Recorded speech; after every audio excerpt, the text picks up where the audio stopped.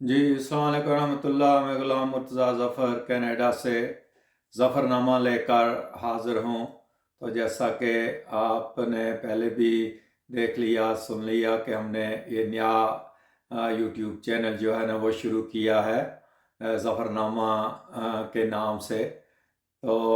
اس میں ہم نے جو ابتدا کی ہے وہ تاریخ اسلام سے ہم کر رہے ہیں، اور تاریخ اسلام میں ہم نے اصل میں بنو امیہ اور بنو عباس کے دور سے پھر تفصیلاً بات ہوگی، لیکن اس سے پہلے اجمالی طور پہ یہ تھوڑا سا جائزہ لے لیتے ہیں کہ کس طرح اسلام میں اختلافات کا آغاز ہوا، اور وہ محرکات کیا تھے کہ جو آگے چل کر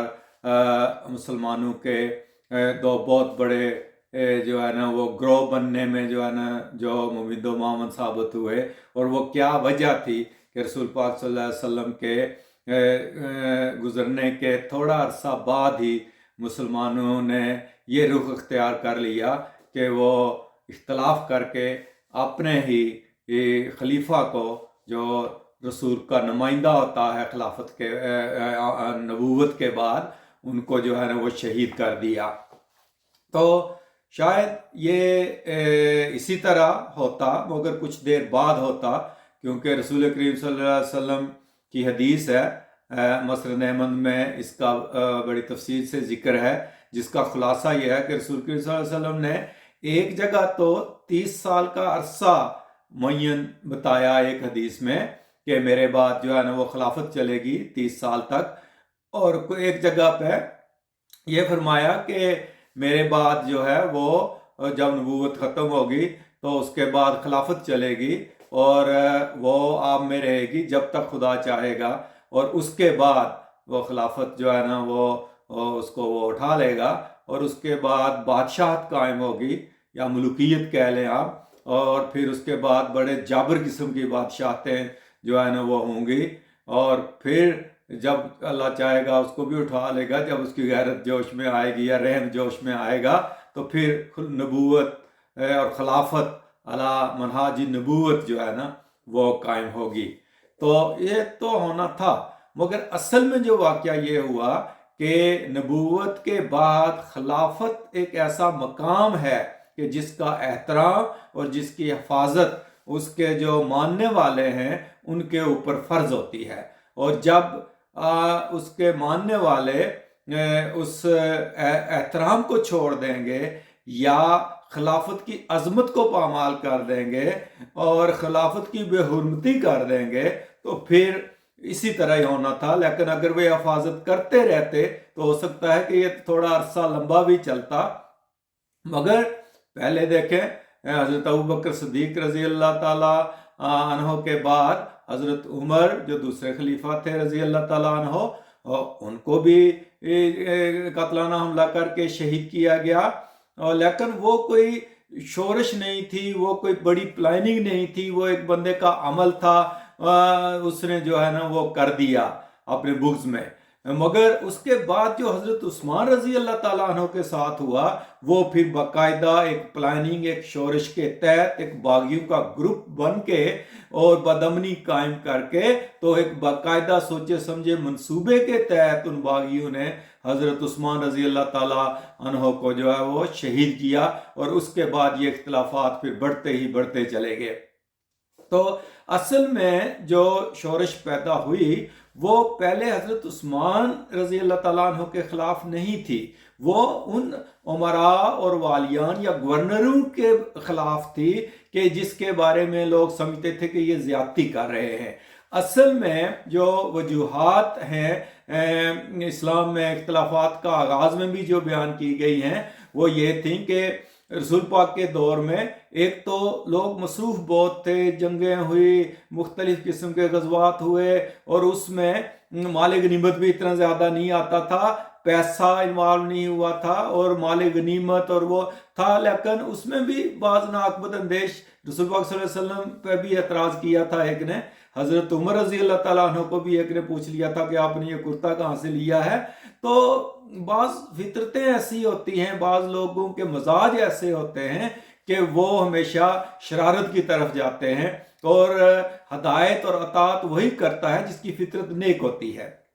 تو اس طرح جو ہے یہ اختلافات وہ شروع ہو گئے، اور جب فتوحات ہوئی حضرت عمر رضی اللہ عنہ کے دور میں تو اس وقت بہت سے جو عربی نہ جاننے والے قبائل تھے، جس طرح ایران وغیرہ کے اجمی کہہ لیں آپ، یا فارسی بولنے والے یا دوسری زبانیں بولنے والے، تو وہ آئے، بہت جوک در جوک آئے، اور ان کی تربیت کا وہ بندوبست نہ ہو سکا، اور وہ قرآن مجید کی تعلیم کو اور اسلام کی تعلیم کو اس طرح سمجھ نہ سکے، وہ خلافت کو بھی اسی طرح دیکھنا شروع ہو گئے کہ جس طرح کوئی ایک ملوکیت یا ایک بادشاہ ہوتا ہے، کیونکہ وہ اس ماحول سے آئے تھے اور ان کو پتہ نہیں تھا کہ خلافت کا مقام کیا ہے۔ خلافت جو ہے وہ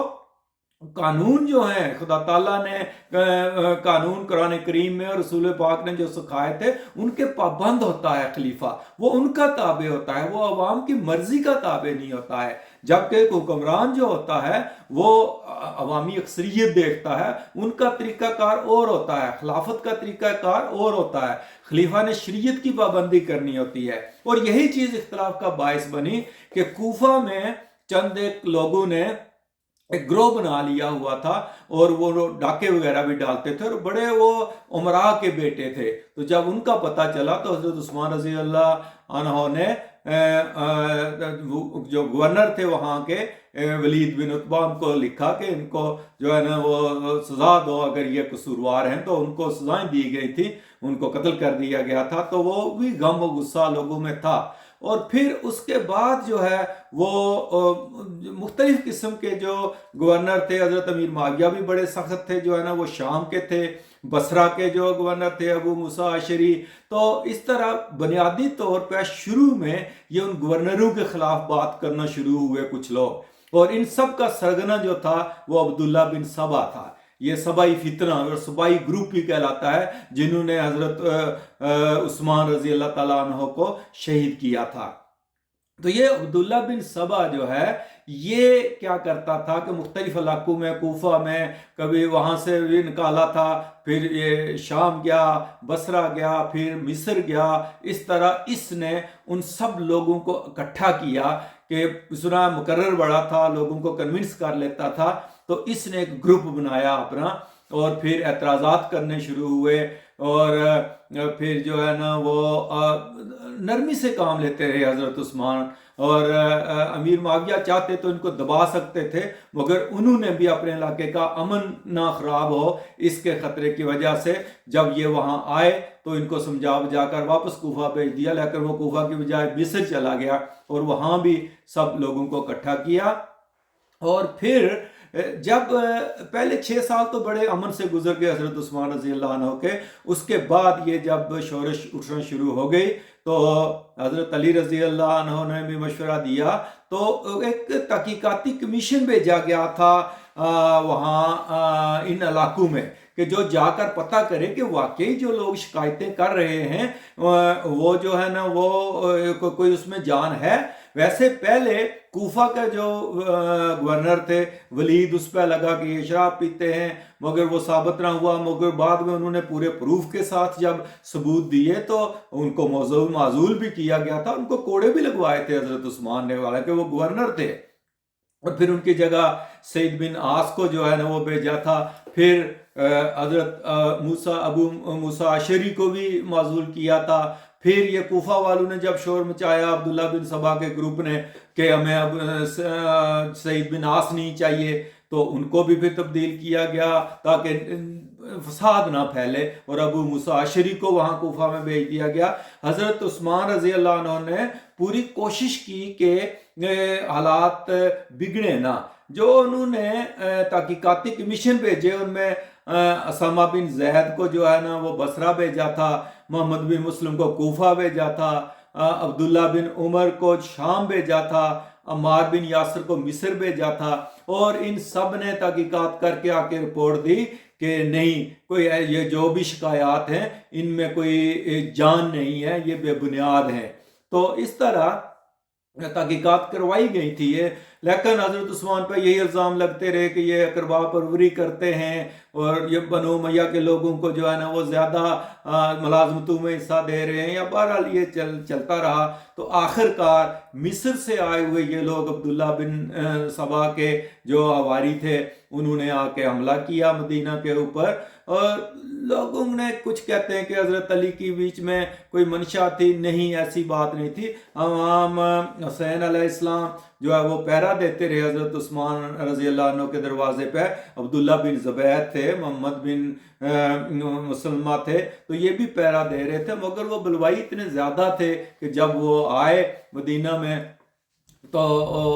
بہت تفصیل میں ہم نہیں جاتے کیونکہ بڑا دردناک واقعہ ہے، مگر انہوں نے ایک خلیفہ رسول کو جو ہے نا وہ بڑی بے دردی سے، جب کہ وہ قرآن کریم کی تلاوت کر رہے تھے، شہید کر دیا۔ اور دیکھیں کہ محمد بن ابو بکر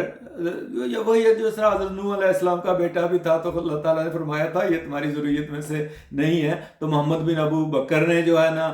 وہ بھی شامل تھا ان میں بلوائیوں میں۔ اور اسی طرح جو ہے وہ اور بھی ایک اور محمد تھا، وہ دیکھیں کہ وہ اس کا نام بھی محمد تھا، وہ یتیم ایک بچہ تھا جس کو حضرت عثمان رضی اللہ تعالیٰ عنہ نے خود پالا تھا، اور وہ بھی ان کے قاتلوں میں شامل ہو گیا۔ تو بس جب خون سفید ہو جائے یا آپ لالچ میں آ جائیں تو پھر جو ہے نا یہ واقعات وہ ہوتے ہیں۔ تو اس طرح یہ لوگ جو بلوائی گھر میں داخل ہوئے تو کنعان بن بشر نے لوہے کی لاٹھی ماری تھی حضرت عثمان رضی اللہ عنہ کے سر پہ، وہ خون آلود ہو گئے ان کے کپڑے، پھر ان کی بیگم جو تھی حضرت نائلہ ان کی انگلیاں کٹ گئی تھی۔ یہ جو سودان بن عمران تھا وہ جب تلوار مارنے لگا گلا کاٹنے کے لیے حضرت عثمان کی، تو ان کی انگلیاں کٹ گئی تھیں۔ تو اس طرح شہید کر دیا خدا کے خلیفہ کو۔ مگر اس سے پہلے حضرت امیر معاویہ آئے شام مدینہ میں، اور خطرہ بانپتے ہوئے انہوں نے حضرت عثمان رضی اللہ عنہ کو فرمایا کہ آپ شام چلیں، مجھے خطرہ لگ رہا ہے کہ آپ کی زندگی کو خطرہ ہے۔ مگر حضرت عثمان کو پتہ تھا کہ میں شہید ہو جاؤں گا، وہ بڑی تیاری کر کے اس دن گئے تھے جو ہے نا وہ کپڑے وغیرہ پہن کر کے، انہیں پتہ تھا کہ میرا آخری وقت آ گیا ہے، مگر انہوں نے کہا کہ میں اپنے رسول کی قربت چھوڑ کر جو ہے مدینہ کو چھوڑ کر نہیں جاؤں گا، مجھے شہید ہونا قبول ہے مگر میں چھوڑ کر نہیں جاؤں گا۔ تو اس طرح جب وہ فوت ہوئے تو کچھ دن لاش بھی وہاں پڑی رہی۔ پھر حضرت زبیر بن عوام نے کہتے ہیں کہ دوسرے یا تیسرے دن جنازہ پڑھا تھا، کچھ کہتے ہیں کہ جبیر بن معتم نے جنازہ پڑھا تھا، لیکن جنت البقیع کے ساتھ جو ہے نا وہ جش کوکب میدان تھا، اس میں دفنایا گیا تھا اور قبر کا نشان نہیں چھوڑا تھا۔ لیکن آج کل جب آپ جائیں، میں بھی عمرہ کے لیے جب گیا تو جنت البقیع کے درمیان میں ایک بلیک رنگ کے پتھر لگے ہوئے ہیں، قبر نما، بیچ میں بھی پتھر ہیں چھوٹی چھوٹی بجری سی، تو وہاں پہرا وغیرہ بھی ہوتا ہے۔ تو وہ کہتے ہیں کہ حضرت عثمان رضی اللہ عنہ کی قبر ہے۔ تو اس طرح حضرت عثمان کو شہید کیا گیا۔ تو اس کے بعد اب تھوڑا حضرت علی اور جو واقعہ ہوا حضرت معاویہ کا حضرت عائشہ کے ساتھ جو جنگ ہوئی اس کا بیان کر کے تو پھر آگے چلیں گے، اور پھر بنو امیہ تک جو ہے نا وہ سفر شروع کریں گے۔ تو اس ویڈیو کو یہاں ختم کرتے ہیں۔ تو اگر آپ نے ظفر نامہ سبسکرائب نہیں کیا ہے تو اس کو سبسکرائب کر دیں، اور ہماری جو ہے نا وہ رائے بھی دیں کہ ہم اس کو کس طرح اور بہتر بنا سکتے ہیں۔ تو انشاءاللہ نئی ویڈیوز لے کر اور معلوماتی پروگرام لے کر اور تاریخی پروگرام لے کر حاضر ہوتے رہیں گے۔ اب اجازت دیں، خدا حافظ۔